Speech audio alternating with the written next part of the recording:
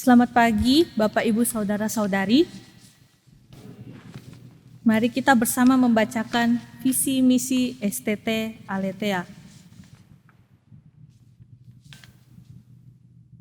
Visi menjadi lembaga pendidikan tinggi gerejawi yang memperlengkapi para pemimpin gereja untuk berteologi reform secara kritis, berkemampuan menggembalakan, dan berkarakter serupa Kristus. Misi 1. Menumbuhkan, 2. mengembangkan kemampuan pengembalaan melalui pendidikan kepemimpinan hamba, servant leadership. 3. Membentuk karakter serupa Kristus melalui pemuridan. Bapak Ibu Saudara-saudari, bersyukur kepada Tuhan kita dapat berkumpul di tempat ini untuk beribadah bersama sebagai satu kesatuan dari anggota tubuh Kristus. Tuhan ada di dalam bait-Nya yang kudus. Berdiam dirilah di hadapannya, ya segenap bumi. Mari kita datang menyembah Tuhan yang penuh kemuliaan dan kuasa. Be still for the presence of the Lord.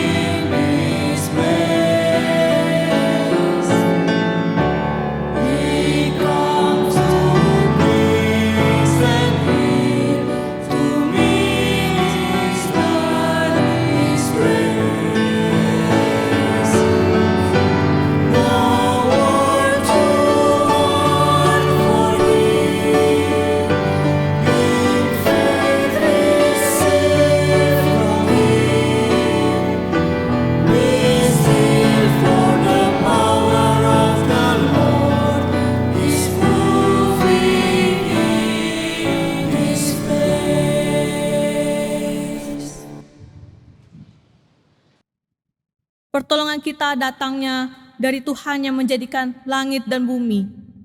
Kasih karunia dan damai sejahtera dari Allah Bapa, Putra dan Roh Kudus menyertai kamu semua. Dan menyertaimu juga. Roma 12 ayat 4-5. Sebab sama seperti pada satu tubuh, kita mempunyai banyak anggota.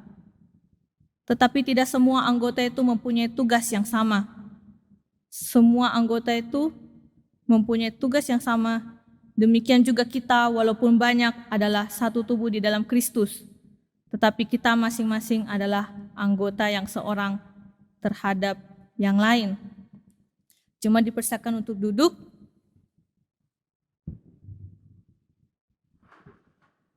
Yesus pernah berkata bahwa bukan orang sehat yang memerlukan tabib, tetapi orang sakit. Yesus datang bukan untuk memanggil orang benar, melainkan orang berdosa. Karena itu, marilah kita datang kepada Tuhan dan berkata, Tuhan, kini ku datang.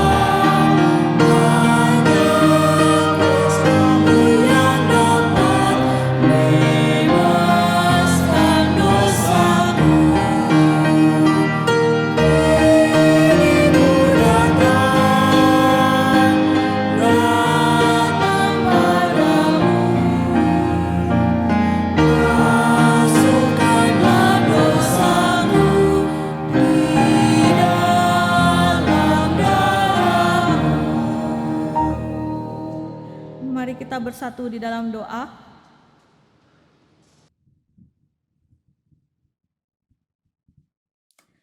Tuhan yang penuh kasih, kami mau mengakui segala kesalahan dan dosa kami. Terkadang kami sulit untuk mengasihi sesama kami, terkhusus untuk mengasihi umat-Mu. Tetapi Tuhan tolong kami agar kami dapat saling mengasihi sebagai kesatuan dari anggota tubuh Kristus. Dalam nama Tuhan Yesus kami telah berdoa. Amin. Jemaat dipersilakan untuk bangkit berdiri. Dalam Efesus 1 ayat 7 memberitahukan kepada kita bahwa sebab di dalam Dia dan oleh darahnya kita beroleh penebusan, yaitu pengampunan dosa menurut kekayaan kasih karunia-Nya. Dan di dalam 1 Korintus 1 ayat 10 menuliskan, tetapi aku menasihatkan kamu, saudara-saudara, demi nama Tuhan kita Yesus Kristus, supaya kamu seia sekata dan jangan ada perpecahan di antara kamu. Tetapi sebaliknya, supaya kamu erat bersatu dan sehati sepikir, sebagai petunjuk hidup kita. Biarlah Tuhan menjadi terang dan cahaya bagi hidup kita. Maka dari itu mari kita menyerahkan seluruh pikiran dan kehendak kita sesuai dengan firman Tuhan. Jadikan kami ya Tuhan bejana-Mu.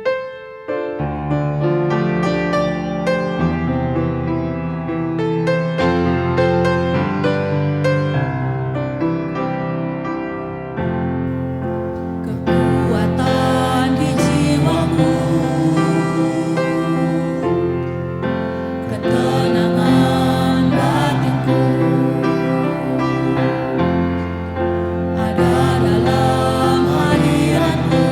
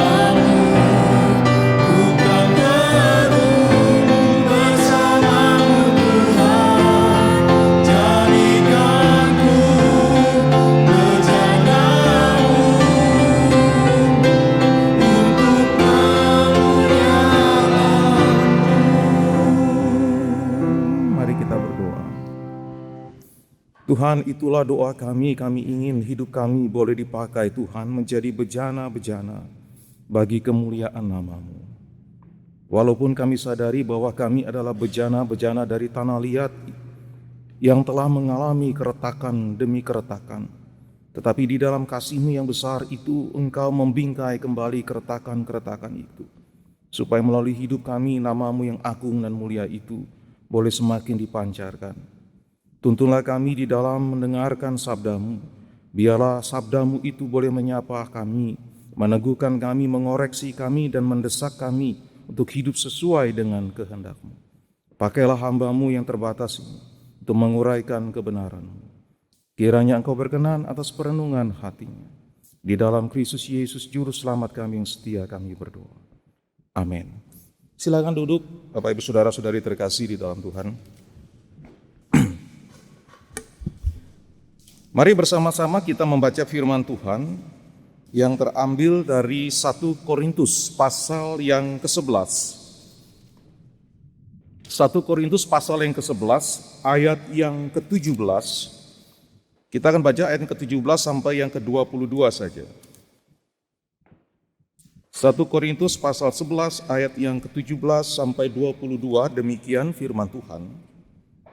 Dalam peraturan-peraturan yang berikut aku tidak dapat memuji kamu, sebab pertemuan-pertemuanmu tidak mendatangkan kebaikan, tetapi mendatangkan keburukan.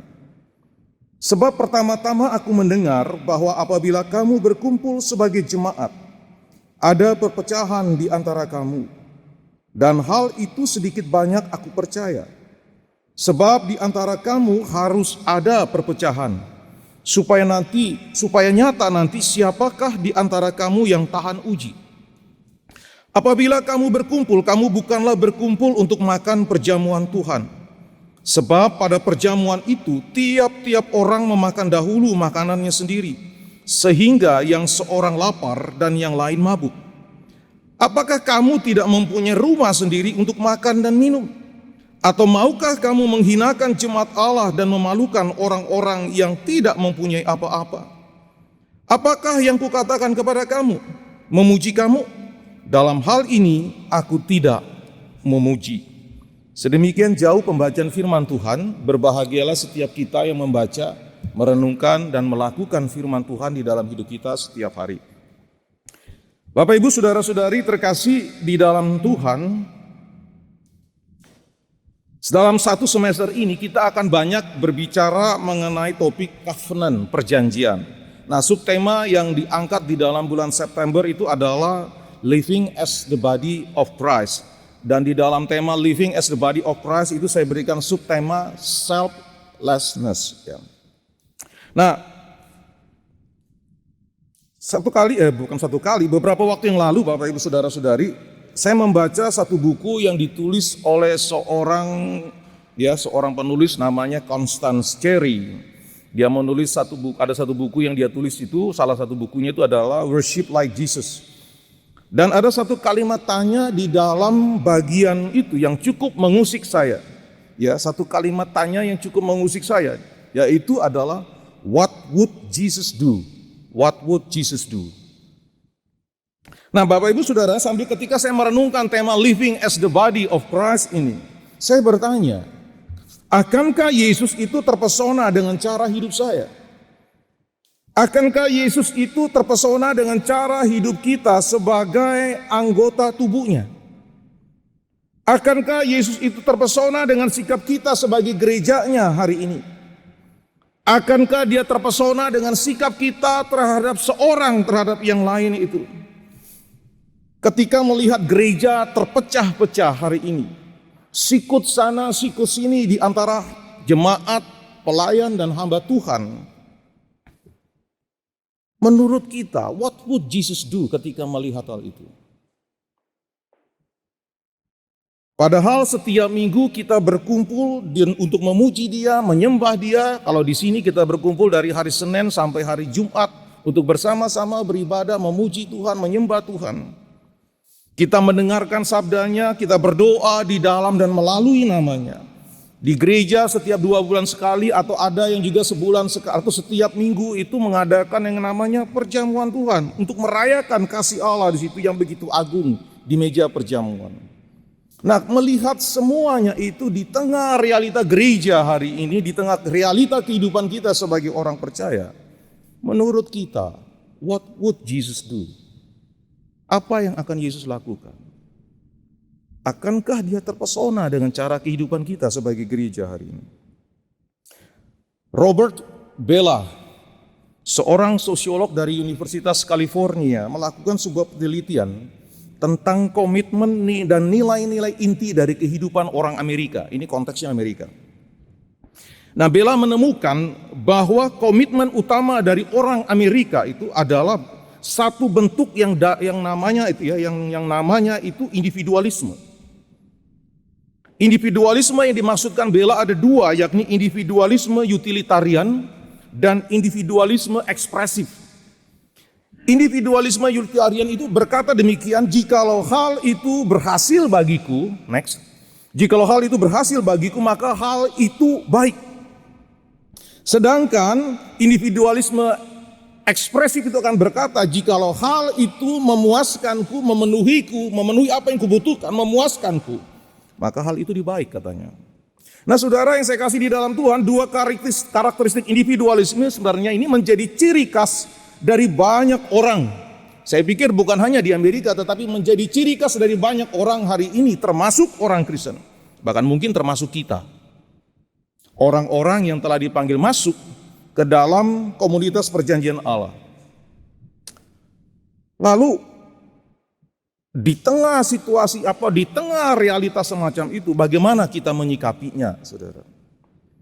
Saudara yang saya kasih di dalam Tuhan, kalau kita baca, pelajari dalam 1 Korintus, menarik ketika kita melihat di dalam pasal 1 ayat 2, Paulus menyebutkan bahwa di Korintus, jemaat di Korintus itu adalah jemaat yang dikatakan dikuduskan dalam Kristus Yesus dan dipanggil menjadi orang-orang kudus, katanya.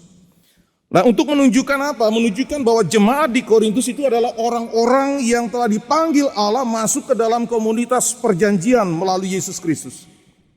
Nah, meskipun demikian, saudara-saudara yang saya kasih di dalam Tuhan, meskipun di situ disebut mereka sebagai jemaat yang dikuduskan dan dipanggil menjadi orang-orang kudus, tidak serta-merta menjadikan jemaat di Korintus itu adalah jemaat yang mempraktekkan kehidupan iman yang hidup itu di tengah-tengah komunitas. Di tengah-tengah komunitas jemaat Korintus sebagai anggota tubuh Kristus. Di jemaat Korintus kita menemukan adanya perpecahan. Golongan yang satu memihak Apolos, golongan yang lain memihak Kefas, golongan yang lain memihak Kristus. Selain itu, di dalam jemaat Korintus kita juga menemukan ada persoalan mengenai makan dan minum yang menimbulkan persoalan di tengah-tengah jemaat Korintus. Belum lagi di situ kita melihat ada dosa percabulan yang terjadi di tengah jemaat Korintus. Nah, di sisi yang lain, saudara-saudari yang saya kasih di dalam Tuhan, ada beberapa sarjana yang menyebutkan juga adanya ketimpangan sosial, adanya kesenjangan sosial di tengah-tengah jemaat Korintus antara yang kaya dengan yang miskin. Nah, saudara, situasi ini, ketimpangan sosial itu nampak jelas kalau kita membaca itu di dalam 1 Korintus 11 ayat 17 sampai 22. Atau sampai pasal yang 11 ayat 17 sampai 32 kalau kita mau baca terus. Saudara, dalam 1 Korintus 11 ayat 17 sampai 22, Paulus itu menyingkapkan bahwa di dalam perjamuan kasih yang mereka adakan, yang mereka selenggarakan, yang mereka hadiri, Paulus katakan di situ apa? Aku tidak memuji kamu sebab pertemuan-pertemuanmu tidak mendatangkan kebaikan. Melainkan apa? Mendatangkan keburukan, mendatangkan kejelekan.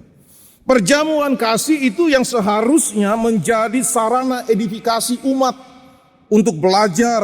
Untuk belajar apa? Belajar mempraktekkan kasih yang saling memberi. Istilah yang dipakai oleh Bu Wisda minggu lalu itu adalah self-giving act. Tindakan memberikan diri sendiri, ya. Jadi perjamuan kasih itu seharusnya menjadi sarana untuk setiap kita, setiap umat Allah untuk belajar kasih yang saling memberi, kasih yang tidak berpusatkan pada diri sendiri, selflessness itu. Tetapi di dalam hal ini, kasih yang tidak berpusatkan diri sendiri itu justru malah berubah menjadi kasih yang mementingkan diri sendiri. Dari selflessness berubah menjadi selfishness. Saudara yang saya kasih di dalam Tuhan, memakai kategori individualisme dari Bella tadi ya. Maka sebenarnya jemaat di Korintus itu sedang digrogoti oleh spirit individualisme yang begitu tinggi sekali.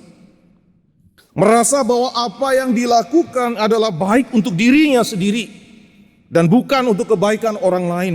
Mereka merasa kalau hal itu untuk memuaskan diri mereka sendiri, orang lain gak peduli. Saudara yang saya kasih di dalam Tuhan, perjamuan kasih yang seharusnya menjadi sarana di mana setiap orang belajar tentang kasih Allah yang merangkul itu dengan cara merangkul orang lain, justru berubah menjadi demonstrasi kasih yang murahan. Karena masing-masing orang itu lebih mementingkan dirinya sendiri. Masing-masing orang lebih mencari kepuasan dirinya sendiri, bukan kepuasan dan kebaikan orang lain.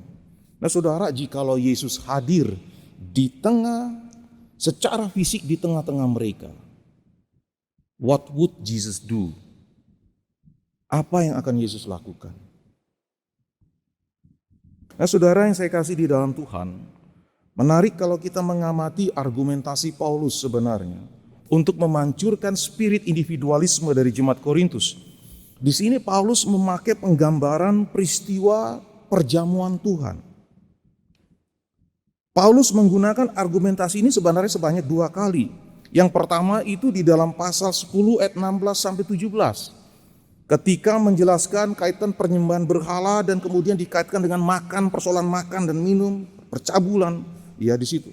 Lalu yang kedua, yaitu ketika Paulus berbicara dalam konteks ini, di dalam konteks perjamuan malam atau perjamuan kasih, ya perjamuan kasih. Saudara, di dalam sistem, di dalam konteks orang-orang pada masa itu, apa yang mereka lakukan ini sebenarnya adalah bagian yang kita sebut itu dengan namanya perjamuan kasih. Biasanya ketika mereka itu mau melakukan perjamuan malam itu nanti di ruangan berikutnya. Perjamuan Tuhan itu di ruangan berikutnya. Dan ini biasanya di ruangan depan katakan begitu. Dan di situ mereka biasanya menjamu banyak orang untuk makan bersama. Sebagai apa? Sebagai perwujudan bahwa mereka itu mau memperhatikan orang lain. Ya, dalam budaya-budaya pada waktu itu, ya biasanya mereka akan jamu orang lain sebelum nanti masuk ke dalam perjamuan Tuhan. Nah, kenapa ada makan malam sebelum ada perjamuan Tuhan? Karena biasanya perjamuan Tuhan itu durasi waktunya itu panjang sekali. Panjang sekali sehingga mereka diberikan kesempatan untuk menikmati makan bersama dulu supaya mereka bisa mengikuti acara. Nah, di dalam konteks semacam itu, di dalam situasi seperti itu, ada orang-orang yang datang ke dalam perjamuan Tuhan itu adalah orang-orang yang memang punya kemampuan, punya kapasitas, maka mereka bisa membawa makanannya banyak supaya bisa dibagi kepada orang lain. Tetapi ada juga orang-orang miskin yang datang yang mungkin mereka adalah pekerja-pekerja harian yang setelah bekerja lelah mungkin bisa datang ke tempat perjamuan itu untuk menikmati makan bersama dulu sebelum ikut perjamuan Tuhan. Tetapi kalau kita lihat di dalam bacaan tadi kita bagaimana di situ terjadi, rupanya di dalam konteks semacam itu, rupanya orang-orang di Korintus justru lebih banyak mementingkan diri sendiri. Nah saudara yang saya kasih di dalam Tuhan, pertanyaannya, mengapa Paulus menggunakan penggambaran itu dari perjamuan Tuhan? Apa yang hendak disampaikan Paulus kepada jemaat di Korintus? Saudara, di dalam perenungan saya menemukan bahwa maksud dari Paulus sebenarnya ini adalah menggunakan perjamuan Tuhan, penggambaran perjamuan Tuhan sebenarnya untuk mengajak setiap orang di Korintus termasuk kita hari ini untuk menjauhkan diri kita itu dari spirit individualisme. Entah yang sifatnya itu utilitarian maupun yang ekspresif atau menjauhkan sifat individualisme yang hanya mementingkan diri sendiri untuk memuaskan diri sendiri dan tidak memperhatikan orang lain. Paulus sedang memakai penggambaran ini untuk mengajak kita jauhkan spirit-spirit semacam itu, tetapi kenakanlah karakter selflessness yang tidak mementingkan diri sendiri. Sebagaimana apa? Sebagaimana didemonstrasikan oleh Kristus. Saudara, melalui roti yang dimakan dan anggur yang diminum, di situ Allah sebenarnya sedang mendemonstrasikan pemberian kasih-Nya yang selflessness itu di dalam dan melalui Kristus. Karena itu saudara, perjamuan Tuhan itu sebenarnya bukanlah aktivitas mental, melainkan demonstrasi real dari kasih Kristus kepada gerejanya. Demonstrasi real dari kasih Kristus yang seharusnya dihidupi, diwujudkan dalam bentuk apa? Dalam bentuk tindakan merangkul orang lain yang dipandang lemah, miskin dan tidak terpandang. Untuk apa? Untuk menyatakan kasih Kristus yang real itu kepada mereka. Mengabaikan mereka berarti menghina dan mengabaikan gereja Tuhan yang telah ditebus Kristus dengan darah yang sangat mahal. Paulus menjelaskan itu di dalam ayat 22. Adakah kamu itu atau maukah kamu itu menghinakan jemaat Tuhan? Ketika kita mengabaikan mereka, ketika kita tidak merangkul mereka, sesungguhnya kata Paulus, kata firman Tuhan di situ kita sedang menghina jemaat Tuhan yang atasnya itu Tuhan telah tebus mereka.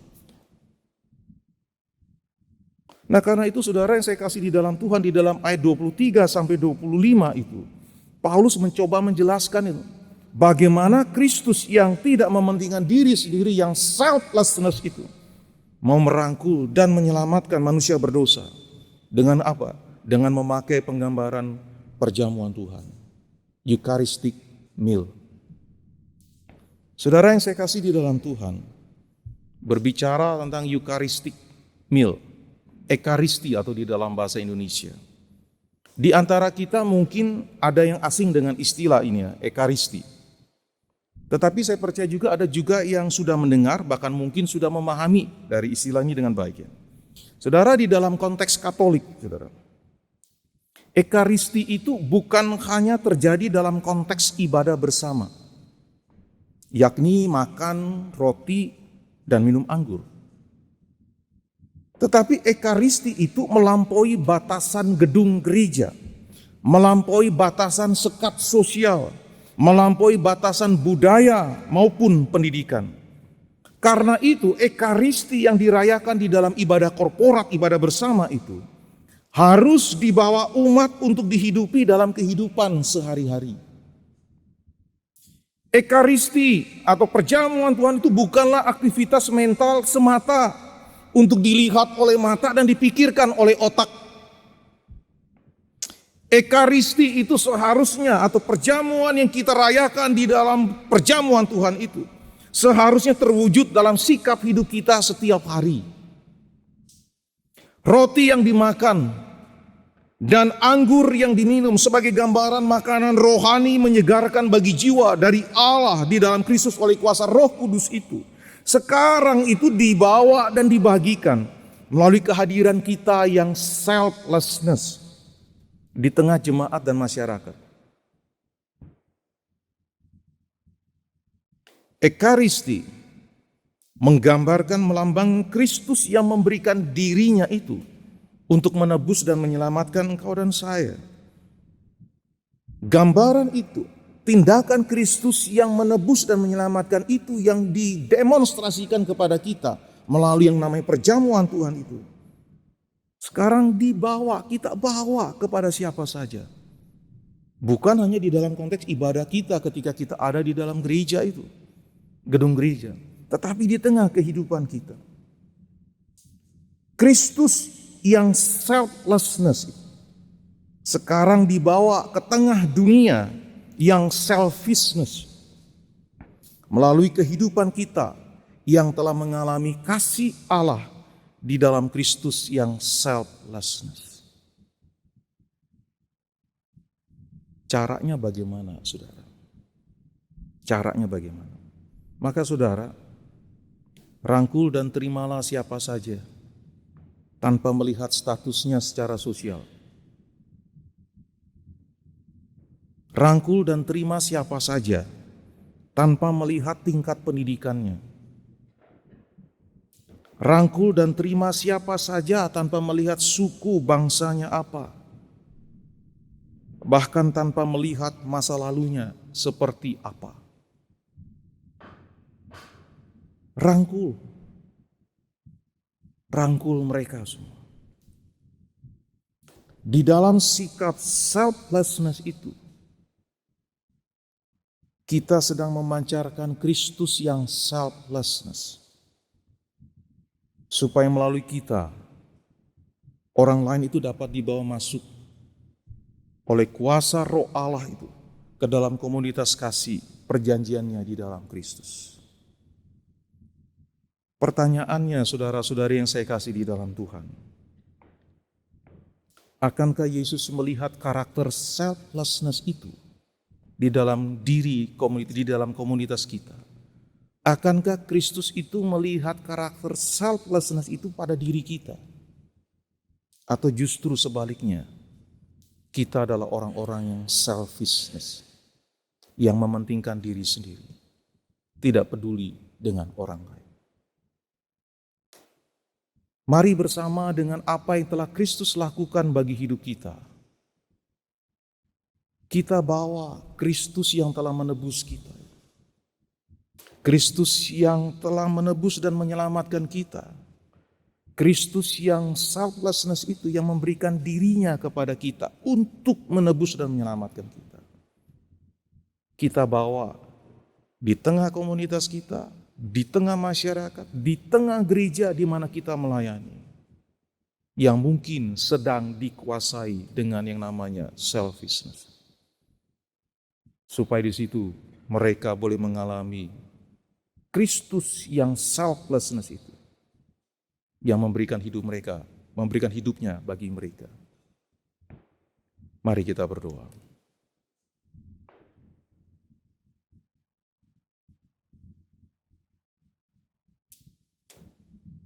Engkau mengenal kami satu persatu ya Tuhan.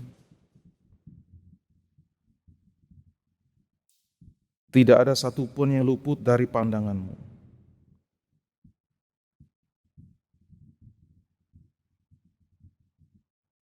Mungkin kami adalah orang-orang yang lebih mementingkan diri kami sendiri daripada mementingkan kepentingan orang lain. Kami adalah orang-orang yang mungkin lebih banyak hanya melakukan segala sesuatu untuk memuaskan diri kami, bukan untuk kebaikan orang lain, supaya mereka dipuaskan di dalam kasih-Mu yang besar. Kasihani dan ampunilah kami ya Tuhan. Tolonglah kami untuk membawa kasih-Mu itu yang telah menebus dan menyelamatkan kami kepada orang-orang lain di tengah-tengah dunia yang banyak digerogoti oleh kepentingan diri sendiri dan kepuasan diri sendiri. Supaya melalui kehadiran kami yang telah mengalami kasih-Mu yang tidak mementingkan diri itu, orang lain boleh dibawa masuk ke dalam. Terima kasih ya Tuhan. Biarlah firman-Mu itu berbicara, menegur, menguatkan kami, bahkan mengoreksi kami dan mendesak kami terus untuk hidup seperti yang Engkau mau, sebagaimana Engkau sendiri telah menunjukkan itu kepada kami. Kami berdoa dan meminta di dalam nama-Mu, ya Yesus Kristus Tuhan dan Juru Selamat kami, yang telah menyatakan kasih Allah yang sempurna itu kepada kami. Amin. Tuhan memberkati kita sekalian.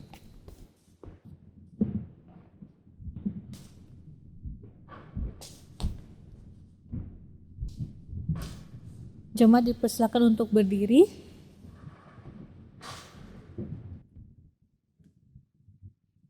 Mari kita bersama dengan umat percaya di segala zaman dan tempat. Mari kita mengikrarkan pengakuan iman rasuli. Pengakuan iman rasuli. Aku percaya kepada Allah, Bapa yang Maha Kuasa, Khalik langit dan bumi, dan kepada Yesus Kristus, anaknya yang tunggal Tuhan kita, yang dikandung dari Roh Kudus, lahir dari anak darah Maria, yang menderita sengsara, di bawah pemerintahan Pontius Pilatus, disalibkan, mati dan dikuburkan, turun ke dalam kerajaan maut. Pada hari yang ketiga, bangkit pula dari antara orang mati, naik ke surga, duduk di sebelah kanan Allah, Bapa yang Maha Kuasa. Dan dari sana Ia akan datang untuk menghakimi orang yang hidup dan yang mati. Aku percaya kepada Roh Kudus, gereja yang kudus dan am, persekutuan orang kudus, pengampunan dosa, kebangkitan tubuh, dan hidup yang kekal. Amin. Jemaat dipersilakan untuk duduk kembali. Tuhan Yesus berkata dalam Yohanes 13 ayat 35, dengan demikian semua orang akan tahu bahwa kamu adalah murid-muridku, yaitu jikalau kamu saling mengasihi. Biarlah kita dapat saling mengasihi sebagai anggota tubuh Kristus agar orang-orang dapat melihat kita sebagai seorang Kristen yang sejati. Karena kasih orang tahu aku umatnya.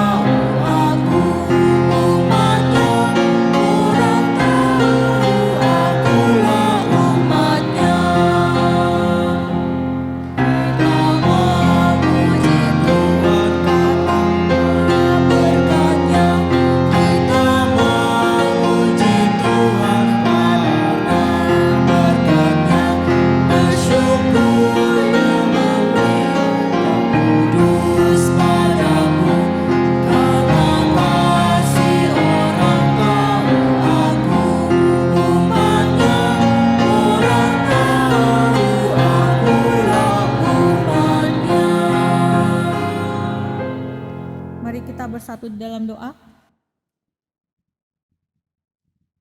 Tuhan, kami telah memberikan persembahan kami kepadamu. Biarlah Tuhan yang memakai persembahan ini untuk kemuliaan-Mu di dunia ini.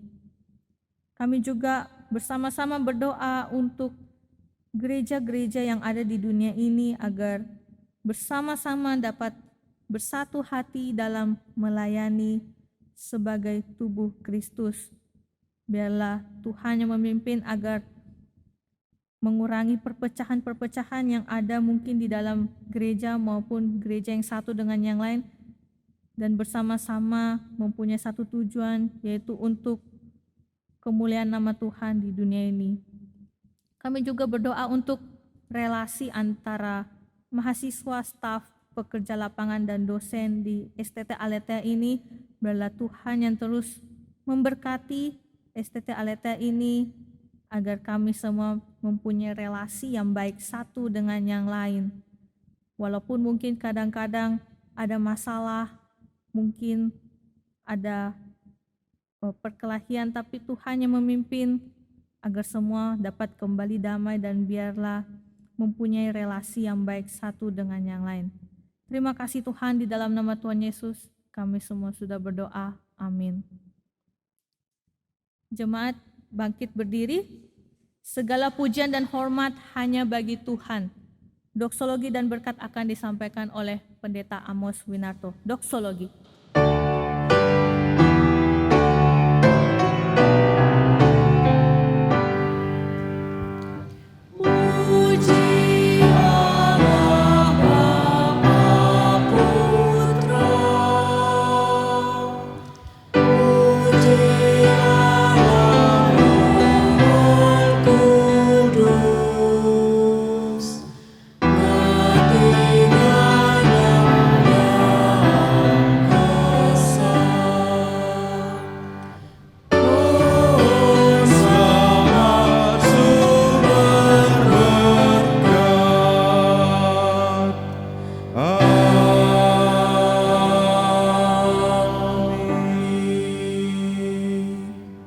Saudara yang kasih Tuhan, mari kita mengarahkan hati kita kepada Tuhan sumber segala berkat itu.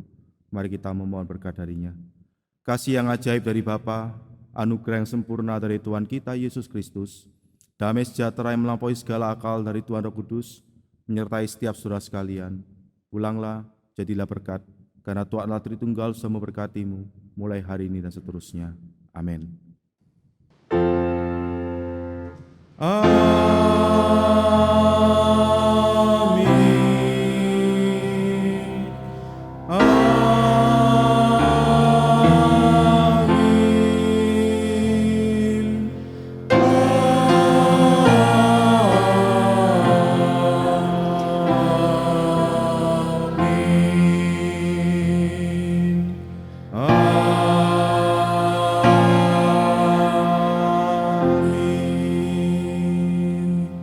Silakan duduk, silakan ambil satu dulu, ibadah selesai, dan semua berkati.